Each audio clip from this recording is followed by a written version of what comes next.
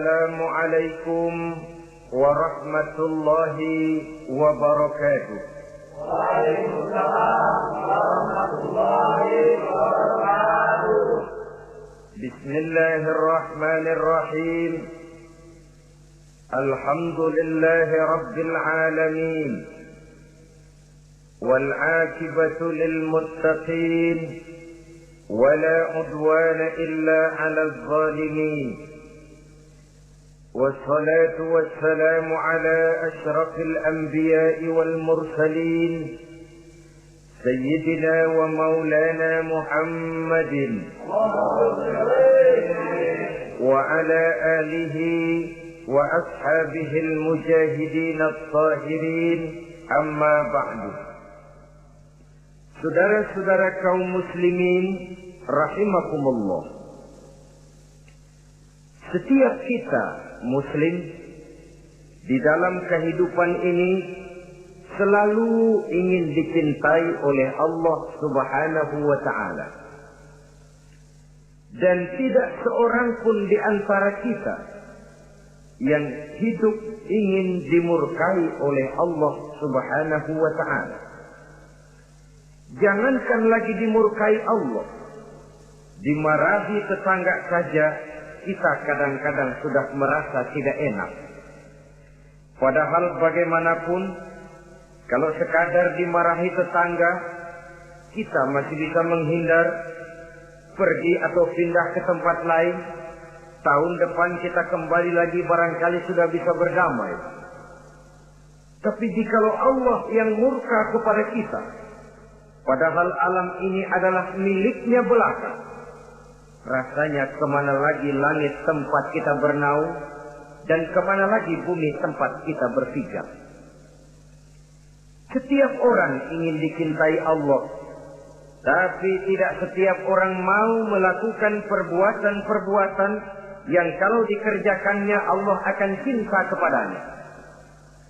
Dan setiap orang tidak ingin dimurkai Allah, tapi orang kadang-kadang tanpa sadar melakukan perbuatan-perbuatan yang justru dimurkai oleh Allah Subhanahu wa Ta'ala.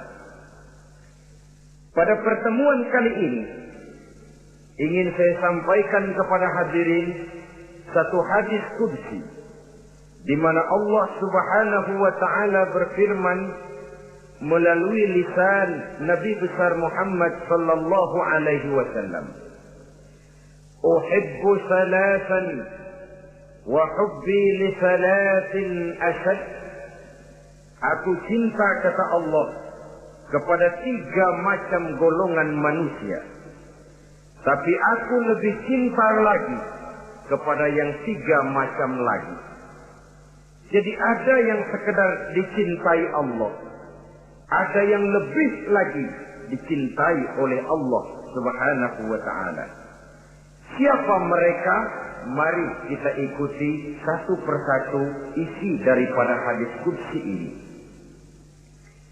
Yang pertama, uhibbu ahlas safa. Aku cinta, kata Allah, kepada orang-orang yang pemurah.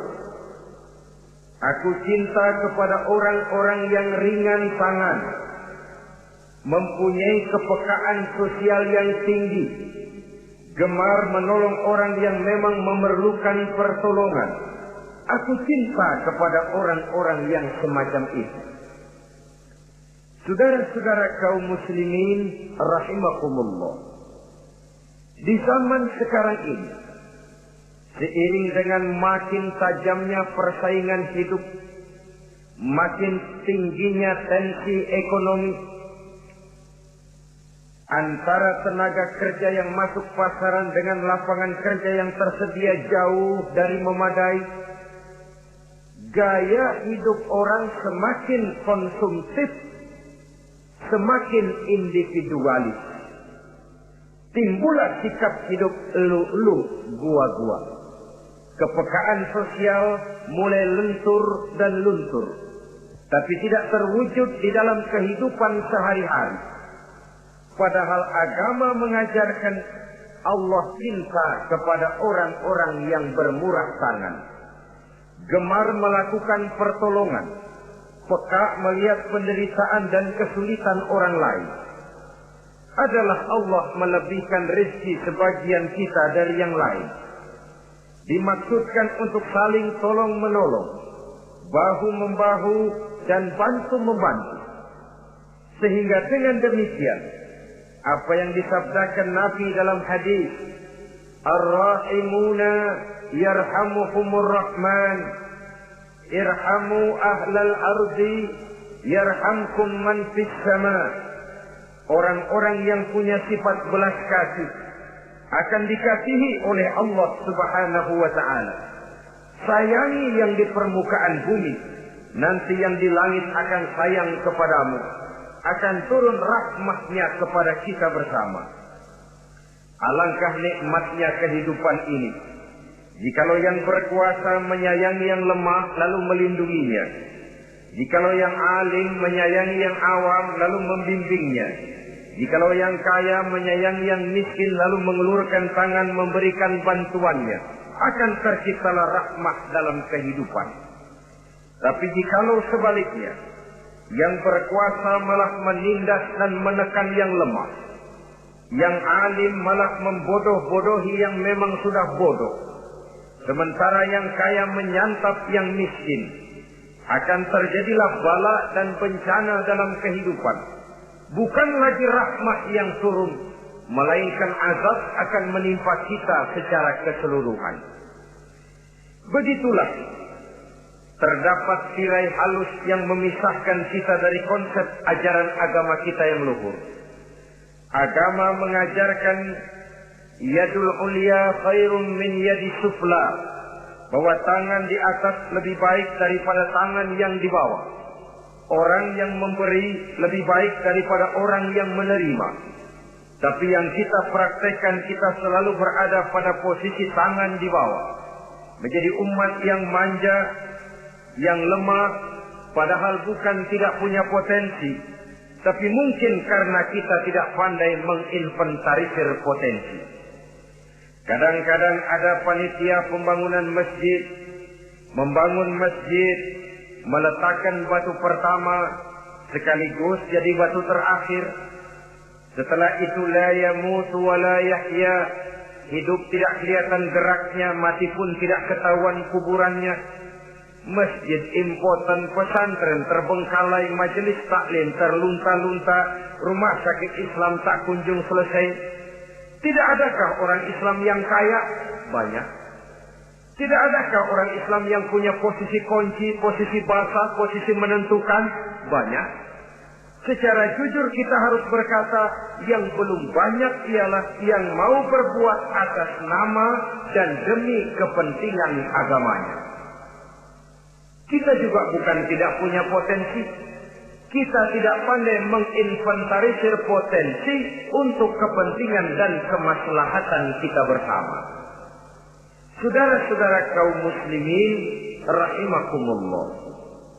Dengan demikian, kita bisa lihat dalam kehidupan sehari-hari di masjid misalnya. Itu kalau hari Jumat kadang-kadang kita sengaja mau berangkat sholat Jumat tidak bawa uang. Maka yang paling lancar di masjid, kotak. Saudara boleh lihat kotak itu. Dari sudut ke sudut hampir tidak pernah macet. Lancar betul jalannya. Sekali macet, kotak. 50. 100. Wajar kalau masjid-masjid kita lalu impoten. Bagaimana akan mengadakan kegiatan kalau tidak ada dana?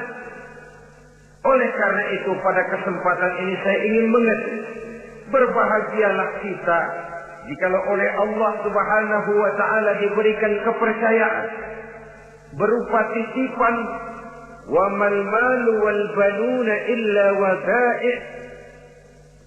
Harta dan anak-anak tidak lain satu titipan dari Allah Subhanahu wa ta'ala. Dan pada satu saat titipan itu akan diambil oleh yang empunya.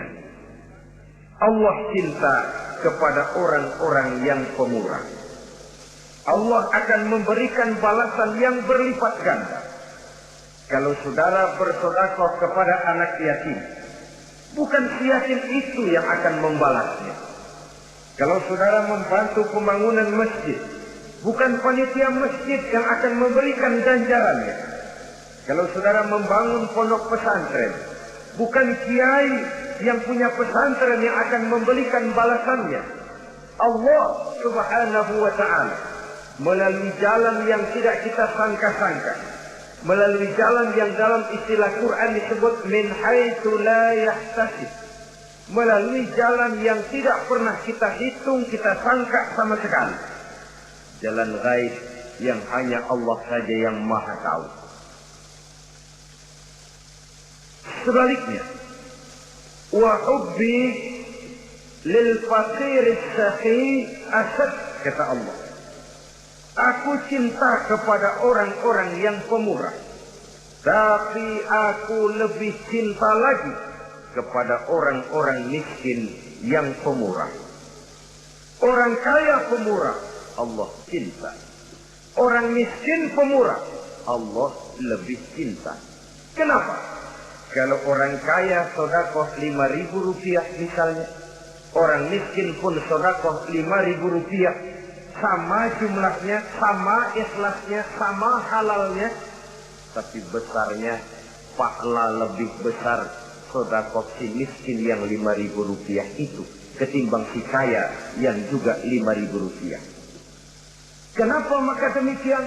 Oh, buat orang kaya uang 5.000 apalah artinya. Tapi buat si miskin, untuk jumlah 5.000 itu dia harus peras keringat, banting tulang, pergi pagi, pulang sore, kaki jadi kepala, kepala jadi kaki. Tapi kok dia berani bersedekah sejumlah sedekahnya orang kaya. Ini yang dinilai oleh Allah Subhanahu wa ta'ala. Saudara-saudara kaum muslimin rahimakumullah, sifat inilah yang dahulu dicontohkan oleh baginda Rasul. Bahkan apa yang beliau sedekahkan kepada orang lain biasanya adalah sesuatu yang lebih baik dari apa yang beliau pakai sendiri. Watak ini yang diikuti oleh generasi sahabat. Kita ambil contoh ketika terjadi perang Tabuk misalnya. Datanglah Sayyidina Abu Bakar Siddiq, membawa seluruh harta bendanya disumbangkan di jalan Allah. Melihat ini Nabi bertanya, "Hal tarakta li ahlika syai'an ya Abu Bakar?" Wahai Abu Bakar, begini banyak harta yang kau infakkan fi sabilillah ini, apakah buat keluargamu sudah kau tinggalkan? Sayyidina Abu Bakar dengan tegak menjawab, "Taraktu lahumullaha wa rasulahu." Sudah, saya tinggalkan mereka Allah dan Rasulnya. Saya tinggalkan mereka keyakinan, akidah, iman, bahwa kalau kami menolong Allah, menolong agama, Allah akan menolong kami. Bahwa kami tidak akan jadi melarat karena memperjuangkan agama. Bahwa kami tidak akan jatuh miskin kalau harta ini kami belanjakan di jalan Allah. Kami tinggalkan keyakinan itu kepada anak-anak dan istri di rumah. Sementara harta yang ada seluruhnya kami bawa kemari. Keyakinan yang dimiliki oleh Sayyidina Abu Bakar Siddiq di zaman sekarang ini sudah merupakan keyakinan yang sangat langka. Kita belum yakin benar akan kebenaran janji Allah. Sehingga dengan demikian timbullah keraguan-raguan. Apa iya kalau saya belanjakan uang ini di jalan Allah akan ada balasannya? Apa iya kalau uang ini saya gunakan untuk melaksanakan ibadah akan datang balasannya? Padahal dalam hadis qudsi Allah menjanjikan, "Ana inda zanni 'abdi bi." Aku ini, kata Allah, bagaimana menurut persangkaan hambaku saja kepadaku. Kalau dia sangka baik, insya Allah baik katanya. Kalau dia sangka tidak, aku bagaimana menurut sangka hambaku kepadaku. Itulah sebabnya dalam segala hal kita harus husnuzan, berbaik sangka kepada Allah Subhanahu wa ta'ala. Saudara-saudara kaum muslimin rahimakumullah. Inilah golongan pertama kekasih Allah. Orang-orang yang dicintai Allah. Orang-orang yang pemurah, yang sadar bahwa harta hanya sekadar titipan dari Allah Subhanahu wa ta'ala. Dan harta menurut Nabi, apabila sudah kita belanjakan di jalan Allah, dia akan berkata, pertama, kuntu qalilatan fakassartani, jumlahku sebenarnya sedikit, tapi lantaran engkau sedekahkan aku, engkau belanjakan aku di jalan Allah, maka jumlahku jadi banyak.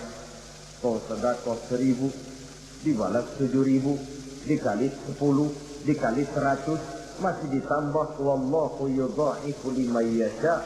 Allah melipat gandakan pahala kebajikan dari orang-orang yang dikehendakinya. Yang kedua, harta itu akan bicara lagi. Kuntu faniyatan fa'abqaitani. Aku ini sebenarnya fana, tidak kekal, berubah, relatif dan temporer, sirna oleh pergeseran masa dan pertukaran waktu. Tapi lantaran engkau sedekahkan aku, engkau belanjakan aku di jalan Allah, maka nilaiku jadi kekal, akan mendampingi engkau sampai di hadratullah azza wa jalla di akhirat nanti. Jadi harta yang kita tumpuk-tumpuk, yang kita sangka akan mengekalkan kita sampai tidak akan miskin 7 keturunan, dengan segala macam cara kita tempuh, dia bukan harta yang kekal. Yang kekal yang kita belanjakan di jalan Allah Subhanahu wa ta'ala. Itu milik kita yang benar-benar akan kita nikmati.